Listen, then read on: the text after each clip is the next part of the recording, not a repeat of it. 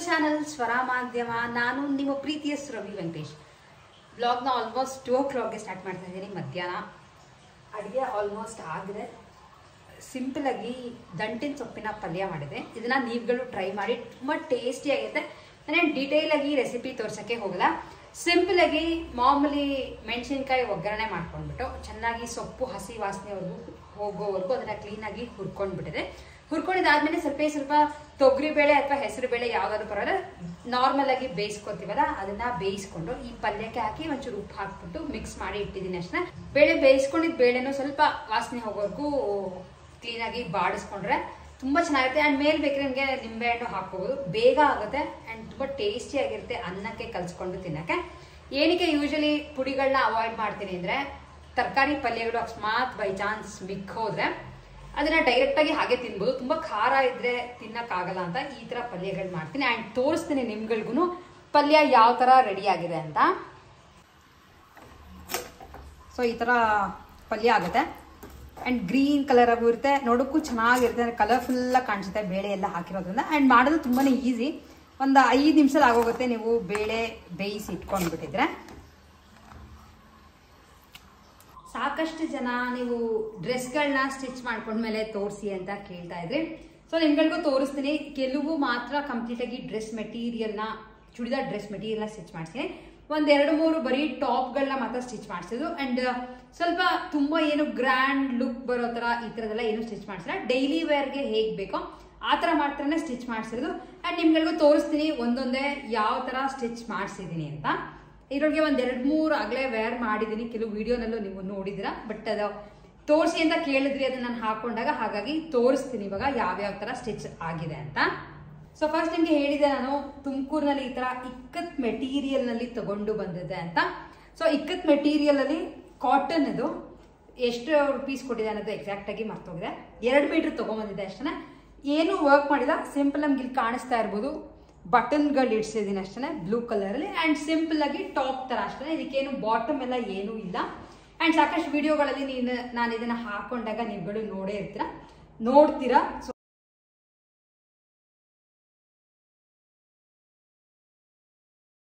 So ಇದಾದ್ಮೇಲೆ cotton material. Actually ಈ ಸಲ ಪ್ಯಾಂಟ್ಗಳನ್ನ 3 ಪ್ಯಾಂಟ್ನ 3 ತರ ಹೊಲ್ಸಿದ್ದೀನಿ. ಹಾಕೊಂಡಾಗ ಹೇಗೆ ಕಾಣಿಸುತ್ತೆ ಅನ್ನೋದು ಫೋಟೋ ಹಾಕಿರ್ತೀನಿ ಈ ಕಡೆ, ನೀವು ಅದನ್ನ ಸಹ ಚೆಕ್ ಮಾಡ್ಕೋಬಹುದು. ಸೊ ಇದನ್ನೆಲ್ಲ ನಿಮಗೆ ಮೆಟೀರಿಯಲ್ ನಾನು ಆಕ್ಚುಲಿ ತಗೊಂಡಾಗ ತೋರಿಸಿದ್ದೆ, ಯಾವ ತರ ಇತ್ತು, ಎಷ್ಟು ಕೊಟ್ಟಿದೆ, ಎಲ್ಲಿ ತಗೊಂಡಿದೆ, ಪ್ರತಿಯೊಂದು ತೋರಿಸಿದೆ. ಸೊ ಈ ತರ ವರ್ಕ್ ಇದೆ ಮುಂದೆ, ಎಂಬ್ರಾಯ್ಡ್ರಿ ವರ್ಕ್. ಅಂಡ್ ಇದಕ್ಕೆ ನೆಕ್ ಕೊಟ್ಟಿರೋದನ್ನ ಬೇರೆ ಏನು ನೆಕ್ ಎಲ್ಲ ಇಡ್ಸಲ್ಲ, ನಾರ್ಮಲ್ ಆಗಿ ಹೊಲ್ಸಿದ್ದೀನಿ ಅಷ್ಟೇ. ಅಂಡ್ ಇದ್ರದ್ದು ಪ್ಯಾಂಟ್ನ ಮಾತ್ರ ಪೆನ್ಸಿಲ್ ಕಟ್ ತರ ಹೊಲ್ಸಿದ್ದೀನಿ. ನಿಮಗೆ ಫೋಟೋನಲ್ಲಿ ಎಕ್ಸಾಕ್ಟ್ ಆಗಿ ಗೊತ್ತಾಗುತ್ತೆ, ಅಥವಾ ಒಂದು ಶಾರ್ಟ್ ವಿಡಿಯೋ ಸಹ ಹಾಕಿರ್ತೀನಿ.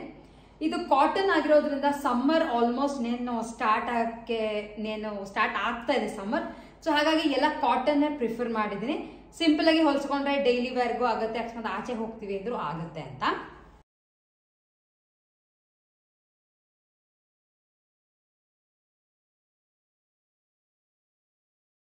ಕಾಟನ್ ಮೆಟೀರಿಯಲ್ನೇ ಇದನ್ನು. ಅಂಡ್ ಬ್ಯೂಟಿಫುಲ್ ಆಗಿ ಬಂದಿದೆ ಇದೆಲ್ಲ. ನಿಮಗೆ ವರ್ಕ್ ಇರೋದ್ರಿಂದ ಸ್ವಲ್ಪ ಗ್ರ್ಯಾಂಡ್ ಆಗಿ ಸಹ ಕಾಣಿಸ್ತಾ ಇದೆ. ಎಲ್ಲದಕ್ಕೂ ಶಾರ್ಟ್ ಸ್ಲೀವ್ಸ್ ಲಾಂಗ್ ಎಲ್ಲ ಯಾವುದು ಇಡ್ಸಿಲ್ಲ. ಅಂಡ್ ಇದ್ರದ್ದು ಪ್ಯಾಂಟ್ ನಾರ್ಮಲ್ ಚೂಡಿದಾರ್ ಪ್ಯಾಂಟ್ ತರ ಹೊಲ್ಸಿದೀನಿ ಅಷ್ಟೇ. ಸ್ವಲ್ಪ ಲೆಂತ್ ಕೊಡಿಸ್ಬಿಟ್ಟು ಹೊಲ್ಸಿದೀನಿ ಅಷ್ಟೇ. ಸೊ ಅಂಡ್ ಇದೆಲ್ಲದಕ್ಕೂ ಕಾಟನ್ ದುಪ್ಪಟ್ಟನ ಕೊಟ್ಟಿದ್ದಾರೆ. ಸೊ ಚೆನ್ನಾಗಿರುತ್ತೆ ಇದರದ್ದು ಹಾಕೊಳ್ಳೋಕ್ಕೆ ಅಂತ.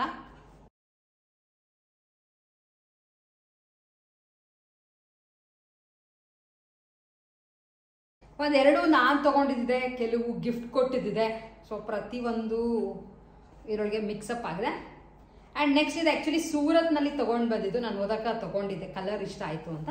ಇದಕ್ಕೆ ಮುಂದೆ ಎಂಬ್ರಾಯ್ಡ್ರಿ ವರ್ಕ್ ಇದೆ, ಕಲರ್ ಇಷ್ಟ ಆಯಿತು, ಈ ಥರ ಡಬಲ್ ಶೇಡೆಡ್ ಅಂತ. ಆ್ಯಂಡ್ ಇದಕ್ಕೆ ಪ್ಯಾಂಟ್ ಮಾತ್ರ ಸೆಮಿ ಪ್ಯಾರಲಲ್ ಥರ ಪ್ಯಾಂಟ್ ಹೊಲ್ಸಿದ್ದೇನೆ, ಸ್ವಲ್ಪ ಡಿಫ್ರೆಂಟ್ ಆಗಿರುತ್ತೆ ಅಂತ. ತುಂಬ ಪ್ಯಾರಲಲ್ ಇಡ್ಸೋಕ್ಕೆ ಹೋಗಿಲ್ಲ, ಸೆಮಿ ಪ್ಯಾರಲಲ್ ಥರ ಇದೆ ಅಷ್ಟೇ. ಬೈ ಚಾನ್ಸ್ ಅದರ ಶಾರ್ಟ್ ಟಾಪ್ ಕೂಡ ಹಾಕೋಬಹುದು ಈ ಥರದಕ್ಕೆ.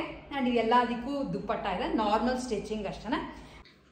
ಆ್ಯಂಡ್ ತುಂಬ ಜನ ಕೇಳ್ತಿರ್ತೀರಾ ನೀವು ಸ್ಟಿಚಿಂಗ್ ಎಲ್ಲ ಎಲ್ಲಿ ಮಾಡಿಸ್ತೀರಾ ಅಂತ. ನಾನು ಸ್ಟಿಚಿಂಗ್ ಆ್ಯಕ್ಚುಲಿ ನಮ್ಮನೆ ಹತ್ರ ಒಬ್ರು ಮನೆಯಲ್ಲೇ ಮಾಡಿ ಕೊಡ್ತಾರೆ. ಸೊ ಅವ್ರ ಹತ್ರನೇ ಸ್ಟಿಚ್ ಮಾಡಿಸೋದು. ನಾನು ಬೇರೆ ಬಾಟಿಕ್ಕೆಲ್ಲ ಏನೂ ಕೊಡೋಕ್ಕಾಗಲ್ಲ. ಏಕೆ ನಂಗೆ ಅವ್ರು ಆ್ಯಕ್ಚುಲಿ ಅಡ್ಜಸ್ಟ್ ಆಗಿಬಿಟ್ಟಿದ್ದಾರೆ ಮನೆ ಹತ್ರನೇ. ಸೊ ನನಗೆ ಯಾವ ಥರದ್ದು ಬೇಕೋ ಡಿಸೈನ್ ನೋಡ್ಕೊಂಡ್ರೆ ಪರ್ಫೆಕ್ಟಾಗಿ ಸ್ಟಿಚ್ ಮಾಡಿ ಕೊಡ್ತಾರೆ. ಸೊ ಈ 3 ಕಂಪ್ಲೀಟಾಗಿ ಚೂಡಿದಾರ್ನೇ ಹೊಲಿಸ್ಬಿಟ್ಟಿದ್ದೀನಿ, ಪ್ಯಾಂಟ್ ಟಾಪ್ ಹಾಗೆ ದುಪಟ್ಟ ಇರೋದ್ರಿಂದ.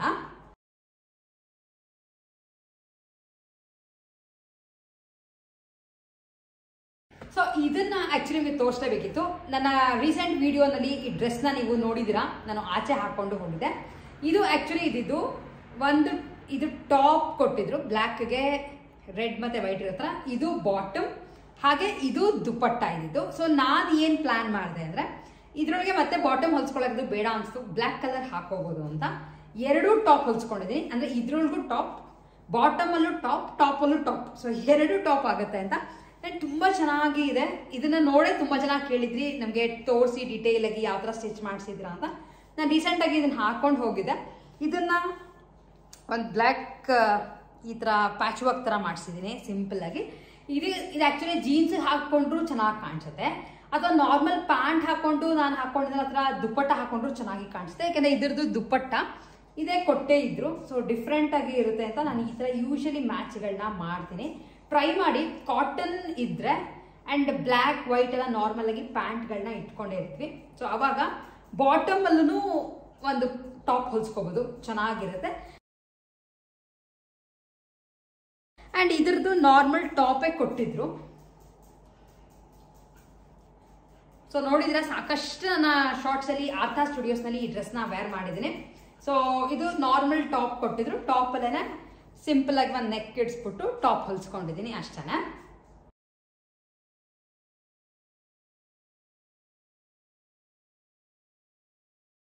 ಸೊ ಸದ್ಯಕ್ಕೆ ಒಂದು 5-6 ಡ್ರೆಸ್ನ ಸ್ಟಿಚ್ ಮಾಡಿಸ್ಕೊಂಡು ಬಂದಿದ್ದೀನಿ. ಇನ್ನೂ ಸುಮಾರು ಟಾಪ್ಗಳಿದೆ. ಅಂದರೆ ಬರೀ ಮೆಟೀರಿಯಲ್ ಫ್ಯಾಬ್ರಿಕ್ನ ತೊಗೊಂಡು ಇಟ್ಕೊಂಡ್ಬಿಟ್ಟಿದ್ದೀನಿ. ಪ್ರತಿಯೊಂದು ಸ್ಟಿಚ್ ಮಾಡಿಸ್ಕೋಬೇಕು. ಯಾಕೆಂದರೆ ಇದೆಲ್ಲ ಆದರೆ ಸ್ವಲ್ಪ ಡಿಫ್ರೆಂಟ್ ಲುಕ್ ಇರುತ್ತೆ ಅಂತ ನನಗೆ ಅನ್ಸುತ್ತೆ. ಯಾಕೆಂದರೆ ನಾರ್ಮಲ್ ಆಗಿ ಸಿಗೋವಂಥ ಅಂಗಡಿಗಳಲ್ಲೇ ಸಿಗೋವಂಥ ತೊಗೊಂಡು ಹಾಕೊಂಡ್ರೆ ಸುಮಾರು ಜನ ಅದನ್ನು ಕಾಪಿ ಮಾಡಿರ್ತಾರೆ. ಸೊ ಹಾಗಾಗಿ ನನಗೆ ಮೆಟೀರಿಯಲ್ ತೊಗೊಂಡು ಹೊಲ್ಸ್ಕೊಳ್ಳೋಕೆ ಆ್ಯಕ್ಚುಲಿ ತುಂಬ ಇಷ್ಟ ಆಗುತ್ತೆ. ಇದೆಲ್ಲ ನನಗೆ ಏನೇನು ವರ್ಕ್ ಬೇಕೋ ಡಿಫ್ರೆಂಟಾಗಿ ಎಲ್ಲ ಮಾಡಿಸ್ಕೋಬೋದು ಅಂತ. ಸೊ ಇಷ್ಟು ನಿಮಗೆ ಸಿಂಪಲ್ ಐಡಿಯಾ ಕೊಟ್ಟಿದ್ದೀನಿ. ಆ್ಯಂಡ್ ಇದೆಲ್ಲ ಚೂಡಿದಾರ್ಗಳು ಆಲ್ಮೋಸ್ಟ್ 600-700 ಆ ಥರ ರೇಂಜಲ್ಲೇ ತೊಗೊಂಡಿರೋದು ಅಷ್ಟೇ. ತುಂಬ ಏನು ಕಾಸ್ಟ್ಲಿ ಇದಲ್ಲ, ಚೆನ್ನಾಗಿ ಬಾಳ್ಕೆನೂ ಬರುತ್ತೆ. ಆ್ಯಂಡ್ ಇನ್ನೊಂದು ಇವೆಲ್ಲ ಯಾವುದಕ್ಕೂ ಲೈನಿಂಗ್ ಇಡ್ಸಿಲ್ಲ. ತುಂಬ ಜನ ಕೇಳ್ತಾ ಇರ್ತೀರಾ, ನಾನು ಈ ಥರ ದಪ್ಪ ಇದ್ದರೆ ಬಟ್ಟೆ ಕಾಟನ್ ಆದರೂ ಲೈನಿಂಗ್ ಇಡ್ಸಲ್ಲ. ತುಂಬ ವೈಟಿಶ್ ಥರ ಆಗಿ ಏನು ಒಳಗಡೆ ಎಲ್ಲ ಲೈಕ್ ಟ್ರಾನ್ಸ್ಪರೆಂಟ್ ಇರುತ್ತೆ ಅಂದರೆ ಮಾತ್ರ ಲೈನಿಂಗ್ ಇಡ್ಸ್ತೀನಿ. ಇಲ್ಲದೇ ನಾನು ಲೈನಿಂಗ್ ಇಡ್ಸಕ್ಕೆ ಹೋಗಲ್ಲ. ಆ್ಯಂಡ್ ಅಷ್ಟು ಬೇಗ ಏನು ಹಾಳಾಗಲ್ಲ, ಯಾಕೆಂದರೆ ಇದೆಲ್ಲ ಬರೀ ಪ್ರಿಂಟ್ ಅಲ್ಲ. ಸೊ ಹಾಗಾಗಿ ಇದು ಯಾವುದಕ್ಕೂ ಲೈನಿಂಗ್ ಇಡ್ಸೇ ಇಲ್ಲ. ಒಂದೇ ಒಂದು ವೈಟ್ ತೋರಿಸಿದ್ನಲ್ಲ, ಅದು ಒಂದಕ್ಕೆ ಮಾತ್ರನೇ ಲೈನಿಂಗ್ ಇಡ್ಸಿರೋದು ಅಷ್ಟೇ. ಸೊ ಎಲ್ಲ ಹಾಕ್ಕೊಂಡಾಗ ಹೇಗೆ ಕಾಣಿಸುತ್ತೆ ಅನ್ನೋದನ್ನ ನಿಮ್ಗಳಿಗೂ ತೋರಿಸಿದ್ದೇನೆ. ನಿಮ್ಗಳಿಗೆ ಯಾವ ಥರ ಇಷ್ಟ ಆಯಿತು ಅನ್ನೋದನ್ನ ನನಗೆ ಕಾಮೆಂಟ್ ಮಾಡಿ ತಿಳಿಸಿ. ನೀವುಗಳು ನನ್ನ ಥರನೇ ಹೊಲ್ಸ್ಕೊಳ್ಳೋಕ್ಕೆ ಇಷ್ಟಪಡ್ತೀರಾ ಅಥವಾ ರೆಡಿ ಇಷ್ಟಪಡ್ತೀರಾ ಅನ್ನೋದನ್ನ ನನಗೆ ಕಾಮೆಂಟ್ ಮಾಡಿ ಹೇಳಿ. ವಿಡಿಯೋ ಇಷ್ಟ ಆಗಿದ್ರೆ ವಿಡಿಯೋನ ಲೈಕ್ ಮಾಡಿ, ಹಾಗೆಯೇ ಫ್ರೆಂಡ್ಸ್ ಆ್ಯಂಡ್ ಫ್ಯಾಮಿಲಿ ಜೊತೆ ಶೇರ್ ಮಾಡಿ. ಇನ್ನೂ ಯಾರ್ಯಾರು ನಮ್ಮ ಚಾನಲ್ ಸ್ವರ ಮಾಧ್ಯಮನ ಸಬ್ಸ್ಕ್ರೈಬ್ ಮಾಡ್ದಂಗೆ ನೋಡ್ತಿದ್ದೀರೋ ಫಸ್ಟ್ ಹೋಗಿ ಸಬ್ಸ್ಕ್ರೈಬ್ ಮಾಡಿ. ಪಕ್ಕದಲ್ಲಿ ಒಂದು ಬೆಲ್ ಐಕಾನ್ ಪ್ರೆಸ್ ಮಾಡಿದ್ರೆ ಯಾವುದೇ ವಿಡಿಯೋಗಳು ಹಾಕಿದ್ರು ನಿಮ್ಗಳಿಗೆ ನೋಟಿಫಿಕೇಶನ್ಸ್ ಬರುತ್ತೆ. ಆ್ಯಂಡ್ ನೀವು ವಿಡಿಯೋಗಳನ್ನ ನೋಡ್ಬೋದು ಅಂತ ಹೇಳ್ತಾ ಇವತ್ತಿನ ನಮ್ಮ ವಿಡಿಯೋನ ಎಂಡ್ ಮಾಡ್ತಾ ಇದ್ದೀನಿ. ನೆಕ್ಸ್ಟ್ ವಿಡಿಯೋಲಿ ಮತ್ತೆ ನಿಮ್ಮೆಲ್ಲರನ್ನೂ ಮೀಟ್ ಮಾಡ್ತೀನಿ. ಅಲ್ಲಿವರೆಗೂ take care and bye bye.